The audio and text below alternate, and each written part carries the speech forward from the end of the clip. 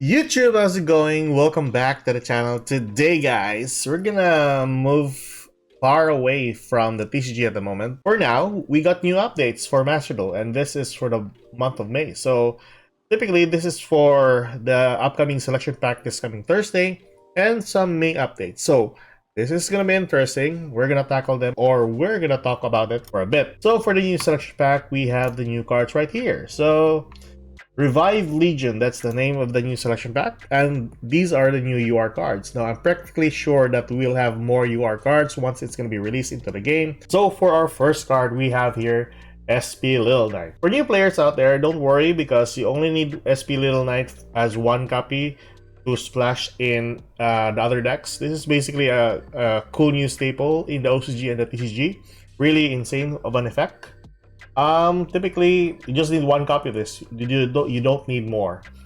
The new Salamangreat Raging Phoenix, though, might differ. If you're running Snake Eyes or any fire deck, you can, or you need to have like just one copy of this. I think this is far better than the Ambler Whale. But if you're running a Salamangreat deck, I would recommend running 3 copies of this. But if you're like scarce with the UR shards, just go with 2 copies. You know, best way to play Salamangreats is 3 copies of the Raging Phoenix, which is pretty cool. It also is a really good beatdown card.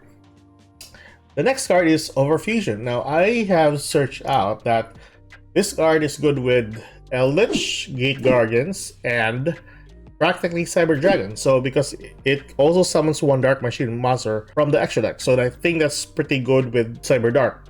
Some other decks would benefit from this, from revealing 1 fusion monster from your extra deck and then sending 1 specific material that mentions in it from your deck to the graveyard. So maybe the Visas archetype would be somewhat good with this one, like the Astrolaud. You reveal and then send out a copy of Starfrost to the grave. I'm not sure about the Chimera because you don't want to dump the Chimera cards to the graveyard, and anything that you dump to the graveyard by this effect, you cannot spell summon and you cannot use their effects during that turn. So that's one big downside for this card.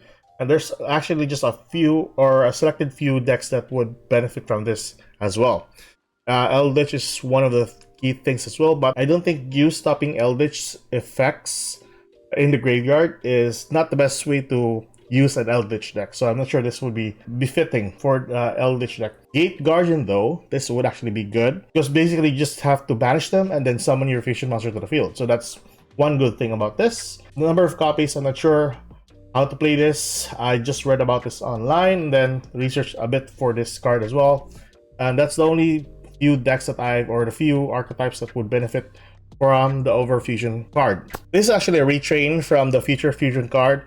I'm not sure if this would be really good. Tell me in the comment section below what other archetypes this might be good with. But anywho, that is Overfusion. Over Future Fusion. Next one, we have Memento. Now, I haven't actually talked about this or made a showcase out of this, so hopefully I can make this showcase later on before the new update comes in. That would be really cool. I will research about this, of course, because I don't have a clue on how to play this. Nevertheless, I am excited with new cards as well, as long as they are cheaper. Not like the Testinas that were majority of their cards are, or 9 cards are UR. So typically that is a really big no-no. Hopefully this would be somewhat different. But yeah, Memento, I've seen some people run this. They say it's really cool. I'm not sure if they are really like formidable or a game changer with the archetype or the game. Not really sure. And then we have the new Horus cards. The Horus, the Black Flame Deity. So its own effects that you can spell summon this card is by, if ever face up King Sarcophagus leaves the field, you can spell summon this card from your hand. Typically, there's no other way that you can do this, I'm guessing. Yeah, I think you can, of course, you can. So typically you can just tribute summon a monster, but the best way for this is you can spell summon this card from your hand by removing the Sarcophagus. I don't think this would be really beneficial to some other decks, or this would be splashable to other decks. The best way to play the Horus archetype, if you want to splash them, is the Mseti and the Happy only, as I've seen by far in some other decks. And the Sarcophagus card, I haven't seen people run the Flame Deity on whatever deck that they want to splash the Horus cards with. But in a pure version, you just basically need one copy of this, so that's really cool. This on UR is just insane, and I'm pretty sure MSETI is going to be UR as well, so that's really Konami for you. The most significant cards are going to be UR. I'm just hoping that the King Sarcophagus is going to be SR or what, but that's just me hoping. But anyways, yeah, we're gonna make a showcase out of the Memento. We already talked about or made a showcase also for Horus. Check that one out. I'm gonna post that one here. And also the other variants. If you're planning to make a Horus deck, there are 2 or 3 variants for the Horus.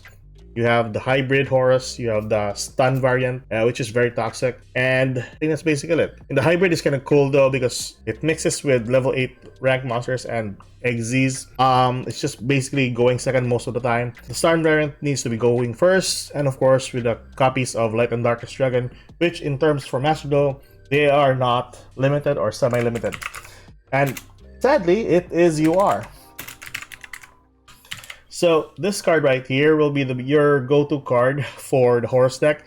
And another thing for the Horus deck is they are very expensive because we are gonna run trade-in, which is also a UR. Very cool for level 8s. You just basically need a ton of level 8s in your deck.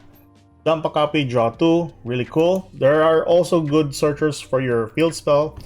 I'm not sure Demise of the Land would be a good thing there for the Horus archetype. Demise is a really cool card. It is cheap though. We don't have terraforming, sad to say, but I think that would be some other good choice. The field spell is really needed. We don't have also rotation. I think it's still banned yet. It's still banned here in Master Duel. Hopefully they'll release this out. But yeah, that's the only 2 cards that work. Oh yeah, Temple of the Mausoleum. There you go. This card, the Mausoleum of the Emperor, is a neat effect. You can pay 1,000 to normal summon 1 monster that needs 1 tribute, and then you can pay 2,000 to normal summon or set a monster that needs 2 tributes. So typically level 8s need 2 tributes. Just paying 2,000 is quite enough. People are using this for the copy of Light and Darkest Dragon to be normal summoned to the field, or even the Vanity cards, which is a Floodgate as well. So this is a level 8, also a UR, and also Christia, which you can floodgate your opponent from ever spell summoning a monster to the field. So typically you just special summon your Horus cards to the field, and then you use the effect of the Mausoleum or any other cards that you need to tribute. Go for the Archlord Christia, the Light and Darkest Dragon, or the Mausoleum's effect to spell summon the Vanities as well. You got a lot of choices there to lock out or floodgate your opponent with just these 3 cards alone. I think people are always running the Light and Darkest Dragon because it is a really good Omni Negate on the field. But yeah, that's basically it. Another stun variant for Horus, and it is quite expensive if you are interested in that archetype. Needless to say, these are the new arts that's going to be coming in by this Thursday. But yeah, we're going to showcase Memento before that. That's Revive Legion. Let's talk about the updates for this coming May. So not that much actually. It's just basically new animations for this month. The new update that was given out today was basically 3 gig from the mobile and then 10 gig for the PC. Now, I think this is the second biggest update that we got. The first one was for the 25th anniversary for the game, or for Yu-Gi-Oh in general. So this is kind of big for an update. We got that one earlier, so I think this is for the preparation this coming Thursday, and some other updates within the month. And I think that's basically it. So that is the May 7th update. And new features, winner and chosen coin toss results is now displayed on dual replay, so that's kind of cool. New way of life, you are trying to get some replays out. Card text is now formatted with line breaks, making them easier to read. I do like this a lot because I don't really read card text that much, because once you see a card text in a paragraph form without any like spacing or indentions, I would lose the ability to read a card. So hopefully this would be really beneficial, having to segregate them line by line. That's my own opinion. I'm not sure if you guys are like that or like me. You can now zoom in to see a larger version of the card artworks. Alright, so people are going to use this for research purposes, I'm pretty sure. But yeah, that is the update right there. Upcoming campaigns, Yu-Gi-Oh! Welcome Comeback and qualifying, so I'm not sure. Hopefully this would bring out or bring in more UR shards for us. I mean, the crystals, I mean. And then new animation. So finally we got the engage. So that's really nice for Sky Strikers. I'm just hoping that this will be on 3 copies in the near future, because TCG and OCG are running this on 3 copies. Heavy Storm is coming back, so I'm pretty sure they're going to be like unbanned in Master Duel, hopefully before the end of May. Naturia Beast, it's a long time coming for a card which is really formidable before from the Naturia and Runic deck. Better late than never.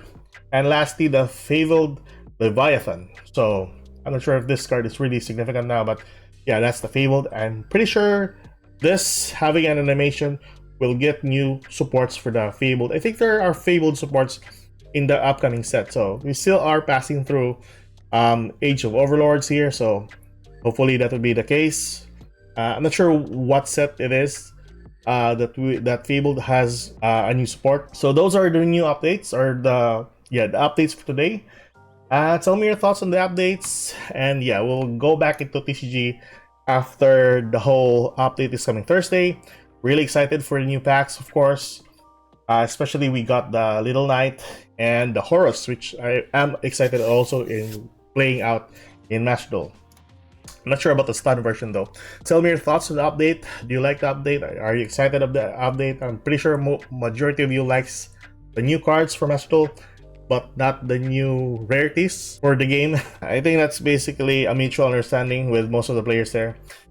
Anyways, that's it for today. Keep safe, good luck. If you like this kind of content, like and subscribe. I'll see you guys in the next video, maybe the TCG update or Master Duel update.